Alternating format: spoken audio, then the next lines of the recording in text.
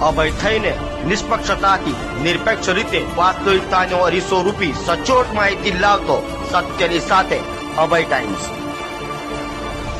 ગુજરાતમાં અસામાજિક તત્વોનો વધી રહેલા આતંકને ડામવા રાજ્યના પોલીસ વડાએ તમામ પોલીસને અસામાજિક તત્વોની લિસ્ટ તૈયાર કરવા અને કડક કાર્યવાહીના આદેશ આપ્યા છે।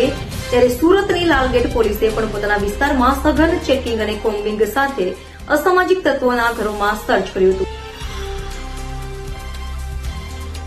ગુજરાતભરમાં અસામાજિક તત્વો સામે પોલીસે લાલાંખ કરી છે, ત્યારે સુરત પોલીસે પણ રાજ્યના પોલીસ વડાના આદેશને લઈ અસામાજિક તત્વો સામે કડક કાર્યવાહી શરૂ કરી દીધી છે, જેમાં સુરતની લાલગેટ પોલીસે કોમ્બિંગ હાથ ધર્યું હતું। સુરત શહેરના જુદા જુદા પોલીસ સ્ટેશન વિસ્તારમાં ગુંડા તત્વોને શોધી કાઢવા કવાયત હાથ ધરાઈ છે અને અસામાજિક તત્વોનો શોધી કાઢવા કડક કાર્યવાહી કરવા તજવીજ તેજ કરાઈ છે।